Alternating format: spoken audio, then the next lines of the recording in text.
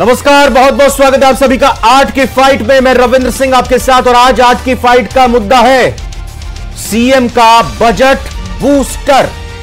जी हां, राजस्थान का बजट विधानसभा में आज पास हो गया है और इससे पहले सीएम भजनलाल शर्मा ने कई बड़ी घोषणाएं की। मुख्यमंत्री भजनलाल शर्मा ने घोषणा की है कि सरकार अब 500 के बजाय 1000 इलेक्ट्रिक बसें खरीदेगी।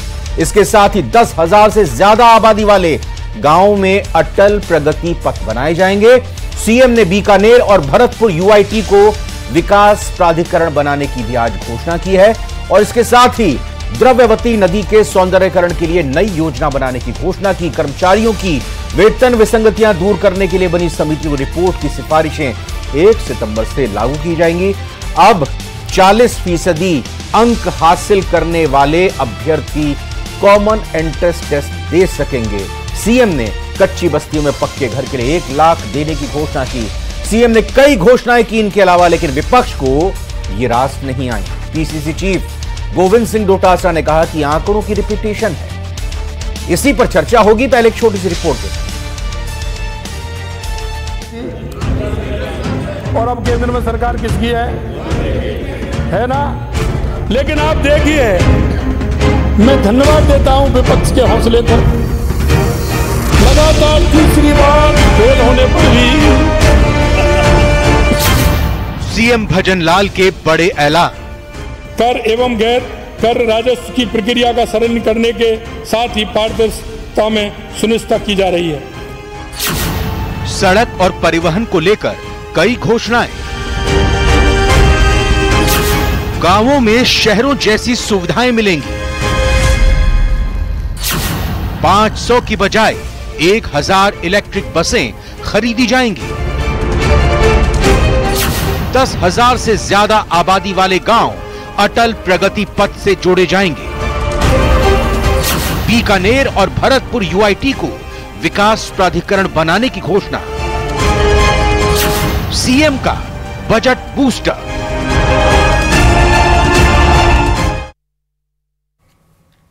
चर्चा की शुरुआत करते हैं, मेहमानों का स्वागत करते हैं। एक करके परिचय करा दूं आपका। शैलेंद्र गुर्जर जी हैं बीजेपी से, बहुत बहुत स्वागत शैलेंद्र जी। स्वर्णिम चतुर्वेदी जी पीसीसी महासचिव है, बहुत बहुत स्वागत स्वर्णिम जी आपका। डॉक्टर राकेश गोयल राजनीतिक विश्लेषक, आपका स्वागत है। राजीव जैन जी वरिष्ठ पत्रकार, बहुत बहुत स्वागत है सर आपका भी। सबसे पहले बात करते हैं स्वर्णिम चतुर्वेदी जी से। स्वर्णिम चतुर्वेदी जी, पहले राजस्थान का बजट वित्त मंत्री की तरफ से पेश हुआ, फिर उसके बाद आम बजट केंद्र में आया और आज मुख्यमंत्री भजनलाल शर्मा की तरफ से बजट पास कराने के दौरान अपनी 2 घंटे से ज्यादा स्पीच में हर वर्ग को छूने की कोशिश की गई। इसको एक तरह से बजट बूस्टर के तौर पर देखा जा रहा है, मिनी बजट के तौर पर कहा जा रहा है, जिसमें बिजली का जिक्र है, सड़क का जिक्र है, पानी का जिक्र है, परिवहन का जिक्र है, अग्निवीर का जिक्र है, पुलिस को कैसे व्यवस्थित किया जाए, दुरुस्त किया जाए, उद्योग कैसे लगे, आईटी पार्क का भी इसमें जिक्र है, गैस सिलेंडर कैसे 7 लाख परिवारों को दिए जाए 450 रुपए में, उसका भी जिक्र है। साथ ही साथ और भी कई बड़ी घोषणाएं और ऐलान किए गए हैं इसमें।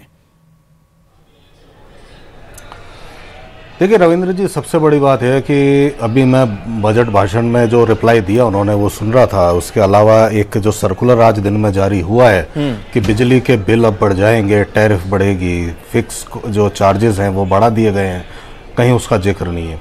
क्योंकि हमारा जब बजट आता था तो हमारे बजट में जिक्र होता था कि जो महंगाई से त्रस्त जनता है, यह हमारी जब सरकार थी उसमें चिकित्सा को लेकर के एक विशेष हम लोगों ने फोकस था, क्योंकि कोरोना महामारी से पूरा देश 2 साल तक जूझा था। वो हमारा कार्यकाल था। कोई भूखा ना सोए, किसी को रोजगार की कमी ना हो जाए, महंगाई से कैसे राहत मिल जाए, इसके लिए राहत शिविर भी हमने लगाए। ये सारे काम हमने जन कल्याणकारी किए थे।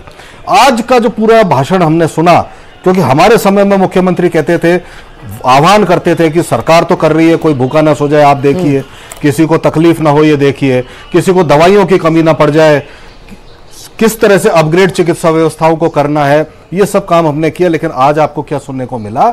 आज ये सुनने को मिला कि आपने केवल और केवल हमारे कांग्रेस के शासन की कुछ 2-4 चीज़ों की लेकर आपने निंदा की। आपने कहीं ये नहीं बताया कि जो मुख्यमंत्री चिरंजीवी योजना, जिसके तहत प्रदेश के समस्त प्रदेशवासियों को इलाज निःशुल्क मिल रहा था, एक परिवार को 25 लाख रुपए तक का इलाज निःशुल्क मिलता था, आपने उसको क्यों बंद किया? क्या कमी पाई? ये आपने नहीं बताया। आपने ये नहीं बताया कि आपने इसके एवज में अगर कोई दूसरी योजना लागू की तो कौन सी की। आपने ये नहीं बताया यहाँ पे कि आपने इंदिरा रसोई योजना का नाम तो बदल दिया, आपने अन्नपूर्णा रसोई योजना कर दिया। लेकिन हमने जब ये योजना शुरू की थी तो ये पहली बार था कि वहीं पे ही खाना, पौष्टिक गर्म भोजन जो उसी वक्त पकाया हुआ होगा, बिठा करके एक भवन में और टेबल कुर्सी पर खिलाया जाएगा। ऐसी योजना बीजेपी के पूर्व शासन में नहीं थी। हमने ये किया, आपने इसका नाम तो बदला, लेकिन आपने ये नहीं बताया कि आपने इसकी थालियां आदि कर दी और रसोइयां जो 2000 रसोई संचालित करने की बात थी वो हमने कही। आज मुख्यमंत्री जी ने यह भी नहीं बताया कि हमने जो बजट पेश किया, अशोक गहलोत जी ने जो बजट पेश किया था, उस बजट पेश करने के 6 माह में चुनाव होकर के जब आपकी सरकार बन गई, उसके बाद आपने जो हमारी योजनाएं थी और जो आगे बढ़नी चाहिए थी, आपने ये तो कहा कि पैसा कम खर्च हुआ, क्योंकि पैसा खर्च करने की जिम्मेदारी आप पर थी, वो आपने नहीं किया। आपने जो शहरी रोजगार योजना थी उसमें बजट का आपने जो हमने एलोकेशन किया था, प्रावधान किया था, पैसे दिए, वो आपने खर्च नहीं किए क्योंकि आपने आगे नहीं बढ़ाई। मनरेगा का जो काम मिलना चाहिए था 125 दिन का, वो आपने 125 दिन का नहीं दिया, आपने तो दिया ही नहीं, और उल्टा केंद्र सरकार ने भी 20,000 करोड़ रुपया खर्च इसमें कम कर दिया, नाम बदल दिए, योजनाएं कंटिन्यू नहीं रखी, जो नहीं दिया आप उसका जिक्र कर रहे हैं, लेकिन जो दिया उसका भी तो कुछ कह दीजिए उस बारे में भी। अब मैं जिक्र आपका बिल्कुल उस पर भी कह देता हूं। हमारी सरकार ने प्रत्येक विधानसभा क्षेत्र में यह भेदभाव नहीं किया कि कांग्रेस का विधायक है कि बीजेपी का विधायक है। 10 करोड़ रुपए सड़कों के लिए, निर्माण के लिए थे जी। आज आपने क्या उससे ज्यादा कुछ दे दिया क्या, या बना दिया आपने? अभी तो घोषणाएं की हैं, अभी तो घोषणा करने के बाद आगे आगे देखिए। हमारे समय में जो जीडीपी की ग्रोथ रेट थी वो 11.04 थी, देश में दूसरे नंबर पर थे, देश की भी नहीं थी। तो ये आर्थिक प्रबंधन था हमारा। आप किसी पर उंगली उठाते हो, उससे पहले कम से कम ये तो देख लें कि हमने जो प्रबंधन किया उसका ही परिणाम है कि आज प्रगति पर है, और आप ये दावा कर सकते हैं कि आप जीडीपी को बढ़ा करके। शैलेंद्र गुर्जर जी, आपके पास आता हूं। आपने स्वर्णिम चतुर्वेदी को सुना, और इससे पहले जब मुख्यमंत्री का बजट पर प्रस्ताव, बजट पेश करने के दौरान जब अपनी बात रखी गई, जवाब दिया गया और तमाम घोषणाएं की गई, उसके बाद गोविंद सिंह डोटासरा ने एक चुनौती दी, कहा कि जो भी घोषणाएं हुई हैं, जो भी वायदे हुए हैं, जो भी ऐलान हुए हैं, उसमें एक भी वादा पूरा करके दिखा दें। उन्होंने यह कहा कि इस पूरे बजट में या मुख्यमंत्रियों की घोषणाओं में कहीं भी यह नजर नहीं आ रहा कि लोगों को महंगाई से राहत कैसे मिलेगी, कहीं यह नजर नहीं आ रहा कि रोजगार के अवसर कैसे पैदा होंगे, रोजगार कैसे मिलेगा। रविंदर जी, मैं आपको बता देना चाहता हूं कि जो ये बजट माननीय मुख्यमंत्री भजन लाल जी के नेतृत्व में दिया कुमारी जी हमारी माननीय वित्त मंत्री है, उन्होंने पेश किया। आप देखिए, जो ये बात कहते थे कि चिरंजीवी योजना बंद कर दी, ये इनके पास एक भी ऑर्डर नहीं है, एक भी कोई आदेश नहीं है जो ये बताता हो कि चिरंजीवी योजना बंद हो गई। वो योजना जो है वो मुख्यमंत्री आयुष्मान भारत योजना के तहत चल रही है और वैसे के वैसे ही चल रही है। और उसमें आज माननीय मुख्यमंत्री जी ने काम ने 6 महीने में 10 लाख लोगों का मुफ्त इलाज कर दिया इस योजना के तहत। आप बताइए, इंदिरा रसोई की बात करते हैं जिन्होंने मां अन्नपूर्णा देवी का नाम बदल दिया, जो कि भारतीय जनता पार्टी की परिकल्पना है। भारतीय जनता पार्टी भामाशाह योजना लेकर आई थी स्वास्थ्य के लिए, भारतीय जनता पार्टी अन्नपूर्णा रसोई घर योजना लेकर आई, और आज हमने उसको गुणवत्तापूर्ण बढ़ाते हुए 650 ग्राम कर दिया है खाना, जिसकी बात करते हैं, जो ये 450 ग्राम दिया करते थे। तो ये ना बताएं कि इन्होंने किस तरह से शासन किया, कि सड़कों की क्या हालात थे कि मुख्यमंत्री जी को 10 किलोमीटर भी जाने के लिए हेलीकॉप्टर से जाना पड़ता था, गड्ढे पड़ चुके थे देश में। जो आर्थिक हालात की बात करते हैं, जो बिजली कंपनियां हैं, जब भारतीय जनता पार्टी की सरकार थी 2018-19 में वसुंधरा जी छोड़ के गई थी, तब हम 2000 करोड़ रुपए लाभ में छोड़ के गए थे बिजली कंपनियों को, जीरो कर्ज कर दिया था। जब ये छोड़ के गए 23-24 में, तो 91,000 करोड़ रुपए बिजली कंपनियों पे खर्च था। किस तरह से हम उस बिजली कंपनियों को वापस पटरी पे लाने की कोशिश कर रहे हैं। जो कुप्रबंधन, आर्थिक कुप्रबंधन इन्होंने किया था, महंगी बिजली खरीदी, भ्रष्टाचार किया, कोयला महंगा खरीदा, बिजली नहीं मिली। हम आत्मनिर्भर बनाने की तरफ बढ़ रहे हैं। हमने 1,60,000 करोड़ के MOU किए हैं, जो राजस्थान को 32,000 मेगावाट बिजली का उत्पादन करेंगे और 5 सालों में राजस्थान आत्मनिर्भर बनेगा बिजली में। आप देखिए अभी 400 मेगावाट का पोखरण प्लांट हमने शुरू कर दिया है। अगर ये इस बात करते, अगर मुख्यमंत्री जी को ध्यान से सुनते या ये बजट को ध्यान से देखते तो उसमें हर वर्ग के लिए हमने वादा किया था 450 रुपए में गैस सिलेंडर देंगे माताओं को, वो हमने देना शुरू कर दिया, जनवरी से देते आ रहे हैं। हमने कहा था कि हम ERCP को मूर्त रूप देंगे जो 21 जिलों की प्यास बुझाएगा, उसको जो ये 5 साल तक कांग्रेस की गहलोत सरकार लटकाती रही भटकाती रही, मध्य प्रदेश से NOC नहीं ले पाई, हमने सहमति लेकर, और आपको मैं बताना चाहता हूं इस चैनल के माध्यम से, इसका बजट एलोकेशन भी हो चुका है और फाइनेंस से इसकी स्वीकृति हो गई है।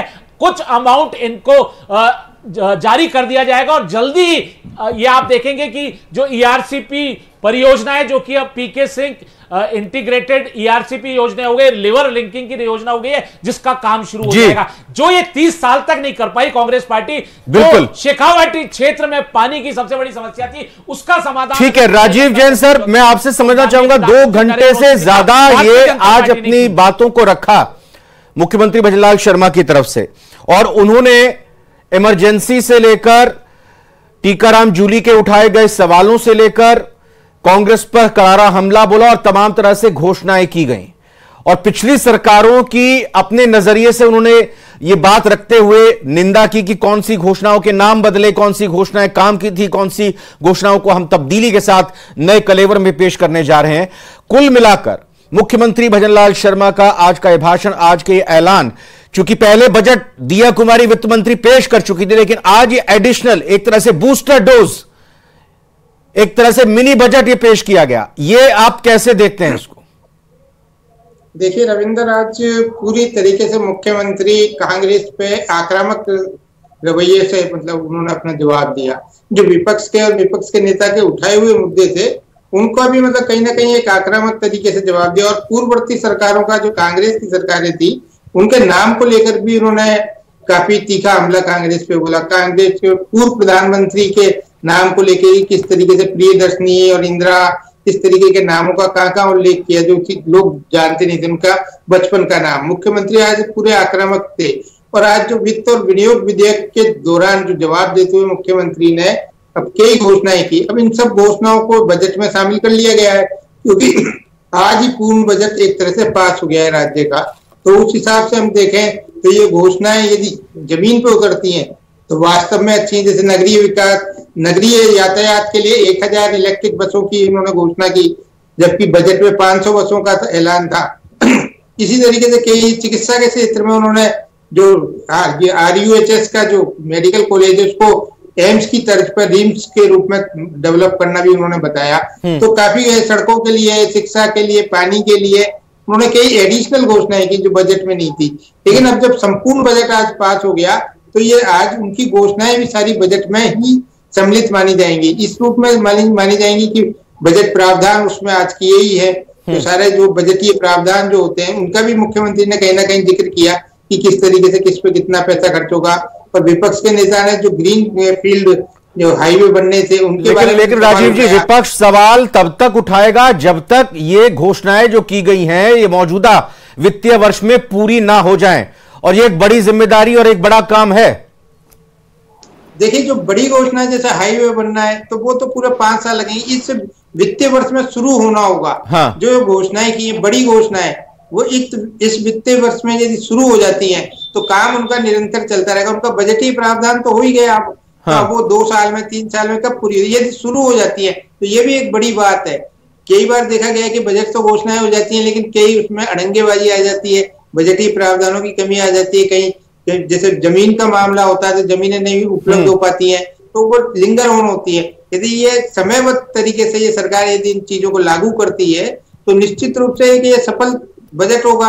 यदि सफलतापूर्वक मतलब इसको लागू किया जाए तो निश्चित रूप से जनहित में होगा। लेकिन अब देखना ये है आने वाला समय, ये मार्च तक का ही बजट है, मार्च तक की सारी प्लानिंग सरकार को करनी होगी, क्योंकि अगले मार्च तक तो अगले साल के मार्च में तो नया बजट भी आ जाएगा, 25-26 का बजट आ जाएगा। तो ये जुलाई में अब ये शुरू हुआ है, बिल्कुल। अब ये 6 या 7 महीने में सरकार के लिए चुनौती भी है ये जी। राकेश, डॉक्टर राकेश गोयल का रुक करूंगा, कितनी बड़ी ये चुनौती है एक तरफ विपक्ष ये कह रहा है कि जो जनहित के कामकाज हमने शुरू किए थे, राहत देने की बात की थी, महंगाई कम करने की बात की थी, उन सभी को आपने बंद कर दिया या कुछ नया नाम दे दिया, और अब जितनी भी आप ये घोषणाएं कर रहे हैं ये पूरी नहीं कर पाओगे, एक भी घोषणा पूरी नहीं कर पाओगे। देखिए रविंद्र जी, विपक्ष का काम टीका टिप्पणी करना है, पर जिस तरीके से मुख्यमंत्री ने कहा, जो प्रधानमंत्री जी की परिकल्पना थी कि भारत की जो 4 जातियां उन्होंने बताई कि जिसमें कि गरीब है, युवा है, महिला है, किसान है, सबके लिए इस बजट में कुछ ना कुछ प्रावधान किया गया है, चाहे वो एजुकेशन से रिलेटेड रहा, चाहे वो पर्यावरण से, जैसे अभी उन्होंने इलेक्ट्रिक बसों की संख्या बढ़ाई, तो उससे कहीं ना कहीं समाज को, क्षेत्र को लाभ मिलेगा, प्रदेश की जनता को लाभ मिलेगा। 1000 करोड़ रुपए सड़कों पे खर्च होंगे, 10,000 से ज्यादा आबादी वाले जो गांव है वहां पे अटल सड़कें बनेंगी, तो उस तरीके से जो कंक्रीट की सड़कें पक्की बनने से वहां क्षेत्र का विकास होगा, चहुमुखी विकास की तरफ राजस्थान आगे बढ़ेगा। और मुझे पूर्ण विश्वास है जो राहत देने का कार्य है, जैसे सिलेंडर की कीमत 450 रुपए, ये अभी शुरू हो जाएंगी, चीजें शुरू हो चुकी है, और इसमें कहीं भी मुझे नहीं लगता कोई पीछे हटने वाली या कोई किसी भी तरीके का संकट है। पूरा तरीके संतुलित बजट है और पूरा पैसा प्रदेश के पास, मुख्यमंत्री के पास, वित्त मंत्री के पास है। ये भी बताएं कि आज गोविंद डोटासरा ने ये एक खुली चुनौती दी कि पेपर लीक के मामले पर पिछले 8 महीनों से कहा जा रहा है बड़ी मछली पकड़ेंगे, बड़ी मछली पकड़ेंगे। उन्होंने कहा कि सीबीआई की जांच करा लीजिए, जिस तरह से बाकी पेपरों के और एग्जाम की जांच हुई है, नीट की जांच हो रही है। ये चुनौती दे दी है उन्होंने। देखिए रविंद्र जी, उन्होंने चुनौती दी है, और ये सबसे बड़ी बात है, जब बात युवाओं की आती है तो प्रदेश की सरकार कोई भी कॉम्प्रोमाइज करेगी नहीं। मुझे पूर्ण विश्वास है छात्रों को न्याय मिलेगा, और जो भी लोग इसमें शामिल थे षड्यंत्र के अंदर, सबको सजा होगी, सबको, सबकी संपत्तियां जब्त होगी, कड़े कानून लाए जा चुके हैं, एसआईटी गठित है, जांच जारी है और काफी कार्रवाई भी की जा चुकी है। शैलेंद्र जी से जान लेता हूं। शैलेंद्र जी, सीबीआई की जांच करा लीजिए पेपर लीक की, प्रावधान किया जा रहा है, ये गोविंद डोटासरा ने भी कह दिया है। अगर गोविंद डोटासरा जी को जानकारी होती तो माननीय मुख्यमंत्री भजनलाल जी ने, भारतीय जनता पार्टी सरकार ने पहले ही सीबीआई को छूट दे रखी है। हमने कह दिया है आप बिना हमारे कंसेंट के, बिना स्टेट की परमिशन में अगर सीबीआई को लगता है तो वो आकर जांच कर सकती है। हमने तो फ्री हैंड दे दिया। नहीं, लेकिन फ्री हैंड का कुछ फायदा नहीं आ रहा ना। वो कह रहे हैं बड़ी मछली किए जा रहे हैं। कौन सी बड़ी मछली? अभी तक तो आई नहीं सामने। आप देखिए रविंदर जी, 4 साल जो पेपर लीक माफियाओं को पनपाने का काम कांग्रेस पार्टी की गहलोत सरकार ने किया, अपराधियों को भगाने का काम किया, संरक्षण देने का काम किया। हमने 6 महीने में 100 से ज्यादा अपराधियों को पकड़ लिया, आधा दर्जन गैंगे हमने खत्म कर दिए हैं, और धीरे धीरे जांच आगे बढ़ रही है। देखिए, बहुत व्यापक पैमाने पे पेपर लीक हुआ था, चाहे एसआई भर्ती हो, आरएस भर्ती हो, रीड पेपर हो, पीटीआई हो, लाइब्रेरियन हो, सारी भर्तियां जांच के दायरे में। और आप निश्चित मानिए, जैसे जैसे जांच आगे बढ़ रही है, धीरे धीरे बड़े बड़े मगरमच्छ भी इसमें फंसने वाले हैं। लेकिन अभी जो कड़ियां जोड़ी गई हैं, उसमें जो अपराधी फरार कर दिए गए, स्वर्णिम चतुर्वेदी अग्निवीरों को पुलिस में आरएसी वनरक्षक के रूप में भर्ती होगी, ये भी कहा है। और 40% अगर किसी छात्र के आते हैं तो वो आगे कॉमन एंट्रेंस टेस्ट दे सकता है। जो रिजर्वेशन कैटेगरी के स्टूडेंट्स हैं, अभ्यर्थी हैं, वो 35% में भी एलिजिबल होंगे। इसका स्वागत करेंगे। और अभी 45,000 भर्तियां हमने चालू कर दी है। स्वर्णिम जी, आज भी अगर आपने माननीय मुख्यमंत्री इस फैसले का तो स्वागत करेंगे। आईटी हब बनेगा अजमेर में, यूआईटी भरतपुर और बीकानेर। देखिए रविंद्र जी, मैं तो एक ही बात कह रहा हूं कि आप मुख्यमंत्री जी ने आज घोषणा की है 31 मार्च तक हम देखेंगे क्या कहते हैं। अभी 1 लाख नौकरियां जो घोषित की हैं बजट में, वो उसकी भर्ती निकलेगी या नहीं निकलेगी, वो हम सबके और आपके सामने आ जाएगी ये बात। 45,000। अरे भाई, मैं बोल लूंगा या एक बोल रहे, एक इनसे पहले पूछ लीजिए रविंद्र जी, जानकारी कोई बात नहीं। हाँ, मेरे को पता है, आप बातें कर रहे हो। पूछ लीजिए। 6 महीने में कांग्रेस की गहलोत सरकार ने क्या किया, मैं जवाब दे दूंगा। और 6 महीने में भारतीय जनता पार्टी की माननीय शर्मा जी की सरकार है हमारी, उन्होंने क्या किया है। उन्होंने बकायदा सदन में कहा है, सड़क पर हमने 3,900 करोड़ रुपए खर्च किए थे कांग्रेस पार्टी ने, हमने 7500 करोड़ खर्च कर दिए। दरअसल जो है ना, जो नौकरी के इच्छुक लोग हैं ना, नौकरी के इच्छुक लोग हैं, नौकरी के इच्छुक लोग हैं, वो ये जो जानना चाह रहे हैं कि साल में कितनी नौकरी दोगे, लेकिन नौकरियों का कैलेंडर भी वो चाह रहे हैं कि जारी कर दे, नौकरियों का वर्गीकरण भी आप लोग कर दे। जरा जवाब ले लेते हैं एक बार। नौकरियों का वर्गीकरण कर दीजिए, कैलेंडर जारी कर दीजिए, ये भी वहां पर लगातार रोजगार पाने वालों लोगों की इच्छा है। बात नहीं, ये करेंगे या नहीं करेंगे इनको पता पड़ जाएगा। रविंद्र जी, मैं चाहूंगा कि इंटरप्ट ना करें, आप कागज लाए होंगे, हो सकता है 2-3 और हों, पढ़ देना आप इनको अलग से। ठीक है, आप प्लीज जवाब दें भाई, जवाब दिया तो बोलेंगे यार, मैं नहीं बोलूंगा। शैलेंद्र जी प्लीज बताइए ना। देखिए, मैं तथ्यात्मक डिबेट करना चाहता हूं रविंद्र जी। वो ये बताएं 6 महीने में इन्होंने क्या किया था सरकार आने पे, और 6 महीने में भारतीय जनता पार्टी की माननीय बोलिए स्वर्णिम जी, दे रहे हैं जवाब, दे रहे हैं इसी का जवाब मैं इनको देना चाहता हूं। बिल्कुल, मैं बीच में नहीं बोलूंगा, ये बीच में बोलेंगे, मैं नहीं बोलूंगा। प्लीज एक मिनट, आप आंकड़े दीजिए। 2018 जी, आपने जो प्रश्न किया, बिल्कुल मैंने हमेशा ये कहा और फिर कह रहे हैं, हमारे तमाम नेताओं ने कहा, और मुख्यमंत्री जी ने, अगर आज सफाई कर्मियों की भर्ती हो रही है, हमारे समय निकली हुई है, जिसमें आवेदन भी उस समय हो गए थे जब हमारी सरकार थी, उसको भी अपनी शामिल करना चाहते हैं, जो आज वो 50,000 या 45,000 भर्तियों की बात कर रहे थे, निकाल दी है, वो उनकी इच्छा है। सबको पता है कब निकली और कब आवेदन हो गए। हमें पता है कि हमारे यहाँ पे जिन योग्य अभ्यर्थियों के आवेदन हो गए, इंटरव्यू हो गए, उसको भी आज जो है भारतीय जनता पार्टी की सरकार खुद की भर्ती बताना चाह रही, जबकि भर्ती निकली नहीं है। लेकिन बताएंगे, कोई बात नहीं, वो तो फिर आप लोगों को पहले अपनी सरकार जाने से पहले कर लेना चाहिए था ना। क्या कैलेंडर आना है?